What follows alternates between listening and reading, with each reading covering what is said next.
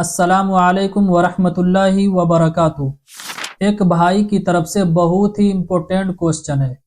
یہ پوچھتے ہیں مفتی صاحب کیا پرائیویٹ پارٹ کے بالوں کی صفائی کے بعد غسل کا کرنا ضروری ہے؟ اچھی طرح سمجھ لیں میرے بھائی، شرمگاہ کے بال کو صاف کرنے کے بعد غسل کرنا واجب نہیں ہوتا ہے۔ بہت سارے حضرات یہ سمجھتے ہیں کہ جب شرمگاہ کے بال ہم صاف کریں گے تو ہمیں غسل کرنا پڑے گا، اس لیے آئندہ ہفتہ صاف کر لیں گے۔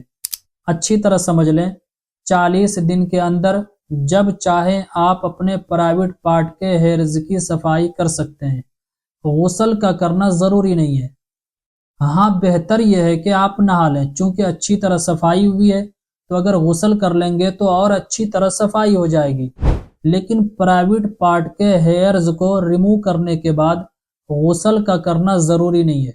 غسل واجب ہونے کے لیے جو چیزیں ضروری ہے، جب تک وہ چیزیں پیش نہیں آئے گی تب تک غسل واجب نہیں ہوگا۔ جیسے احتلام کا ہو جانا، نائٹ فال ہو جانا، اس سے غسل واجب ہو جائے گا۔ اسی طرح کسی نے بیوی کے ساتھ ہم بستری کر لی تو اس سے غسل واجب ہو جائے گا۔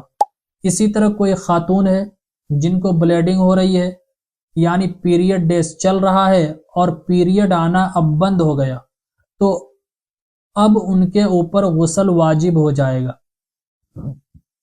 اسی طرح کوئی خاتون حمل سے تھی اور اب بچے کی پیدائش ہو گئی تو اس کے بعد جو بلیڈنگ ہوتی ہے، جسے نفاس کا خون کہا جاتا ہے، جب اس سے پاک ہو جائیں گے تو غسل کرنا واجب ہو جاتا ہے۔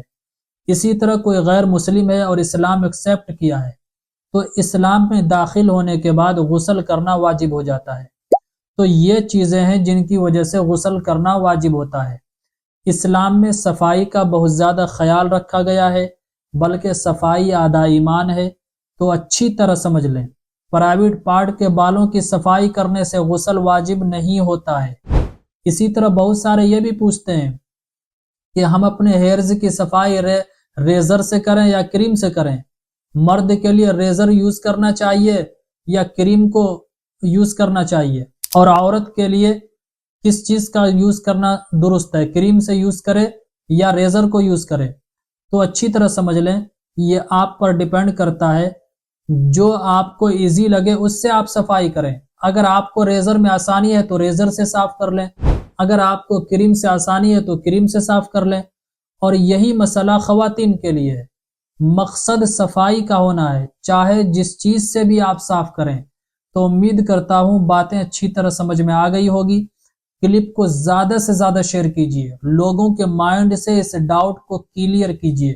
السلام علیکم ورحمۃ اللہ وبرکاتہ۔